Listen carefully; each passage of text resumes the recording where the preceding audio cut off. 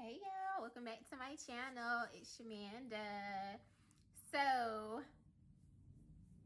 I did it.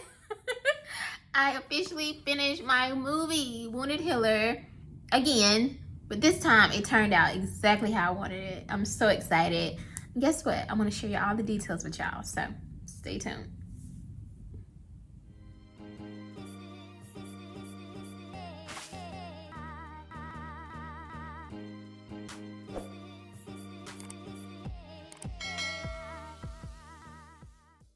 Alright, welcome back. So I want to keep this video like 10 minutes or less, okay? And it's a lot of details, so I want to break it up. Starting with, what did I do differently? So people keep asking me, like, why did you reshoot your movie? Why did you have to? Well, of course, I think I shared this in another video, but the quality of the first movie was just not good at all. I wouldn't have been able to get distribution because of things like sound, the way it was shot, and film. Like, it was just so many things that were just wrong with it, honestly. And it wouldn't have gone anywhere, literally. So I had to do it again. And I prayed and prayed and prayed, because I was kind of depressed, honestly. Like, it was like over $25,000 in that movie, and it was down the drain. There was nothing I can do with it. So I prayed and I asked God, like, okay, if you want me to do this again, just give me what I need to get done. Like, the people, the crew, everybody, like the money, everything. And I'll do it again. I'll step out on faith and I'll do it again. So I prayed and prayed and prayed, and everything started to come together. So the first thing I did was bring my entertainment attorney back on. Obviously, like, after the first situation, I contacted an attorney and kind of, got advice on how to move and everything. But I knew moving forward, like, hey, from the beginning, I need my entertainment attorney.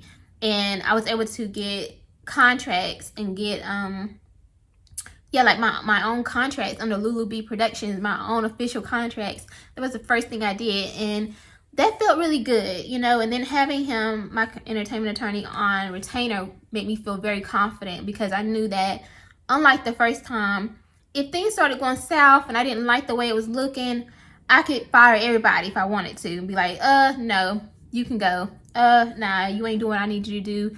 No, that's not what I asked for.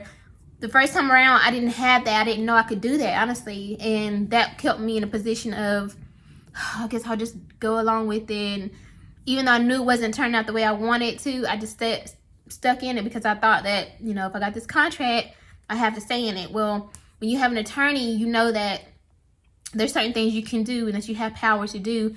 And so that's the first thing I did, was hiring my entertainment attorney back on to oversee the entire process and to consult and advise me along the way. All right, the second thing I did was I brought on a producer.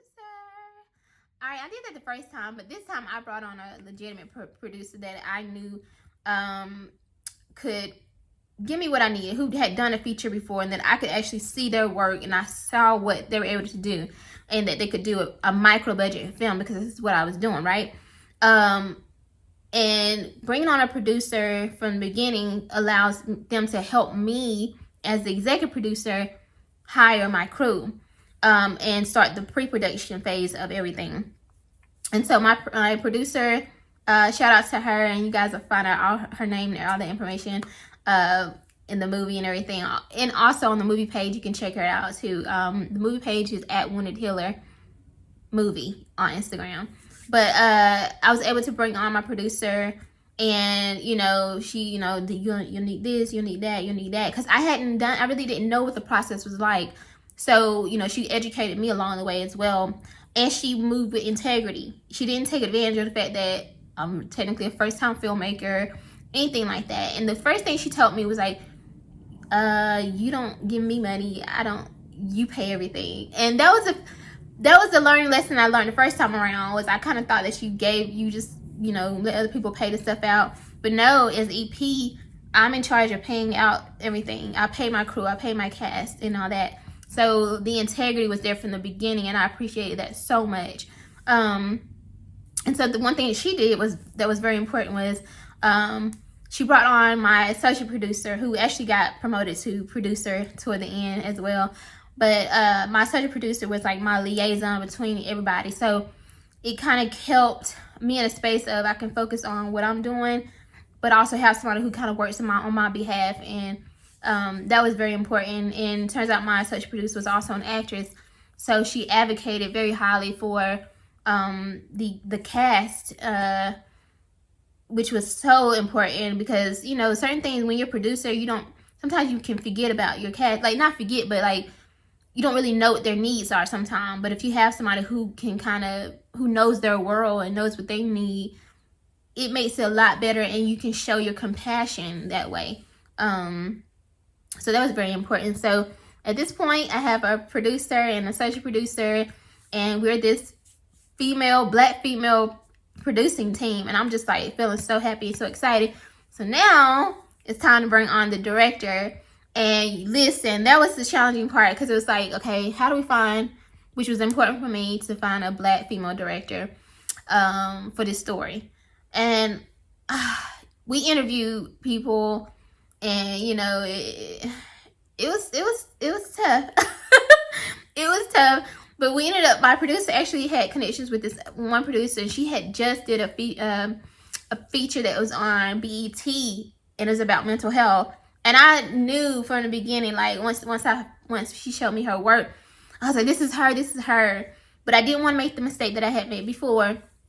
And so what I did was take the advice of my distribution consultant, and that was to interview them and have them read the script, let them tell me what they would do. How would you shoot this? What's your ideas? You know, what's your vision for this? And we were able to do that. And when we met with her and she did all that, I was sold on her. And I was like, wow, like how phenomenal is that my producer, my director, she just did a feature that was on licensed by BET about mental health. And I just thought this is perfect. So I just knew God is so phenomenal and amazing. And I knew at that moment it was meant for me to do this again. And now I had this phenomenal production team, black women, and now I had a black female director, who had just did a feature about mental health that was licensed by BET. Come on now, seriously. All right, so fast forward a little bit, we went through maybe a month and a half of pre-production, and everything was good. Went through casting, went through finding the locations, which were very important, because I wanted my locations to be beautiful. That's another thing that wasn't so great the first time, was that they were just kind of average locations, that there was nothing special about them. They didn't really show the characters in their story. Like the main character is a pretty, not well off, but like she's middle class, therapist. And so her home should reflect that. It shouldn't be some apartment looking place. She has a really nice home. So we were able to find a nice house or whatever that fit the character, and I thought it was beautiful. We were able to find props, and we went through craft services, figuring all those things out. That's what we did through pre-production. And also setting the schedule, what days are we going to shoot, how are we going to shoot, on weekends or just during the week, whatever. And we ended up doing I'll talk about that in production, the production side. But so yeah, pre-production, just a lot of planning, a lot of planning. But just to make sure that everything, once we got on set, that things were good. We also set up COVID protocols, how are we going to test? How often are we going to test the cast and have them tested? Yeah, so just a lot of, and then we also had, of course, meetings with the director and her crew, and then the production team. And the director sent over her mood boards. This is what I need the house to look like, the locations to look like. This is what I envision for the cast, these certain casts, what the wardrobe would look like. So we had these different meetings, and that was something that was important. That didn't happen my first time either. So having these meetings, all these different departments, even though it was a micro budget and small skeleton crew, we still made time to have those meetings to really carve out the details about what was going to happen. I think makeup, hair, that didn't come until later on. That's probably a thing I probably would have done differently. But everything else, it was planned so that everything, once we got into production, would go smoothly. Oh, I almost forgot casting. So casting, I ended up recasting for a lot of the characters. Not that the cast that I had the first time were bad at all. It actually had some really great cast. Even my lead, the first lead, was great as well. I just knew that I was looking for something different. It was something different that I wanted. And also because after meeting with my distribution consultant, you know, in order to, and this is, I mean, it's a good and bad thing, I guess, but in order to really get your film out, you have to have something special, and your cast have to bring something to it as well. So you want to try to find somebody who has some kind of, I hate to say it like this, but like they have to have a name, they have to have a recognizable face. And it's unfortunate because you have up and coming artists who are just as phenomenal as people who've been doing this for years. So, but that's just kind of how it is. So I knew that if I had to do this again and I'm investing this money all over again, I'm sorry, but like I gotta get somebody who has some kind of reach, right? So we were able to find, and that was, oh God, of course, all the table reads and all that stuff. And it's kind of hard because, you know, you might meet somebody, like, God, I really would love for this person to be it, but then the director may not think that's the person, or like, you know, everybody has to be on the same page. And ultimately, I'm the EP and I make the final decision. But I'm also always like, okay, what does my director want too? Because they have to work. She has to work with this person, and you know, and also have to think about, okay, marketing. How am I going to market it? Does this person have an audience already? Like all these different things have to go through my mind as an EP. And that's the burdensome part about being an executive producer, is that you have to think of, okay, how do I reach my target audience with this person? So you just have to always think about those kind of things. And you know, the lead was probably the most challenging person, because I obviously the story is kind of, you know, inspired by my story, right? So it didn't matter if the person looked like me. They didn't have to look exactly like me, but they needed to fit certain characteristics. They needed to fit certain characteristics, like the anxiety. They needed to be able to play, like, you know, petite, small, like all these different things that kind of embodied who I am, I guess, in a sense, right? So we ended up getting this phenomenal lead actress, and she had just did some stuff for BET as well, and some other network stuff. And I was just like, wow, this is perfect. It was just phenomenal. I mean, the fact that my little micro budget film has so many actresses and actors that have been on these, you know, these networks is amazing. Then we have a named talent who I think is, you guys would definitely recognize. Oh my God, I can't even believe we have her, but she was so humble, and she came on and immediately was like, yeah, and she's gonna play she played Dr. Francis, our therapist. So I'm so excited, y'all, for y'all to see. But that was pre-production. So I'm gonna tell you guys about production. So for the most part, I think production went well. If I can, I'll include some clips about how that went, or some behind the scenes stuff that you know, when I was taking, you know, little videos or whatever on set. But we ended up filming for 8 days, which was about 3 days longer than the first time, which was really important because obviously when you're trying to crunch all that into 5 days, that was kind of doomed to fail anyway. But Tyler Perry does stuff for 5 days too, but you know, so I mean, you can't really say that's because of that. But anyway, we ended up having to do a pickup day, which cost me about over $2,000. And that was unexpected. So that was kind of like, ugh. So again, you know, next time, I'm probably going to do like a 10 to 14 day filming shoot, production, basically. That's my goal. But anyway, sorry, my phone. Anyway, I would say this experience being on production was like amazing, y'all. The first time I did my movie, I literally was so upset every day on set.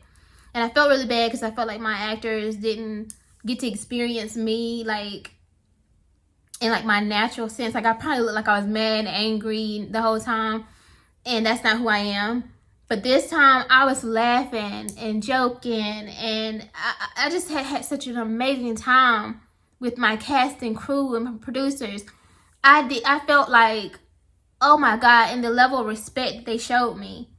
I mean, I had such a phenomenal time. I mean, every single day. It was amazing. We did like 12 hours days, like, and there was some, I actually, the editor, that was the other thing I did, was I hired an on-set editor, so I was able to watch it the entire time. I had a monitor in my hand the whole time. I knew that I was getting what I wanted and the quality of what I wanted. And I remember one scene that was so important to me. When I watched it, when I saw the actors do it, I cried like a baby. I bawled on set, y'all. And I knew in that moment, it made everything worth it to me. It made the whole thing worth it to me. Because I knew if I felt that way, then the audience would really experience what my whole goal was for writing this movie. And I'm just so grateful, y'all. I'm so glad I did it over again. And I feel like, you know, this movie is going to be so impactful. It really is. And I just feel like if there's anything that God gives you a vision to do something, do it. Don't be scared. Don't be afraid. You might be afraid. You can do it afraid. But do it anyway. Like, I'm so grateful, and I'm so grateful to each and everybody who like believed in me and who contributed their money and prayed for me, encouraged me, didn't doubt me that I would do it again. Like, I can't even get into it because it makes me emotional sometimes, but I'm so excited. And now it's in post-production, so follow the movie page at Wounded Healer Movie. And 2022, we're gonna be out here, y'all. I'm so excited, so grateful. So that's the update. That's where we are. We did it. Wounded Healer is done. Thank God. All right, y'all. See y'all next time. I'll keep y'all updated for release, for screenings, all of that. But make sure you follow the movie page. You get updates as everything comes out. And keep us in prayer. Did it. It's done. Never, ever, ever give up.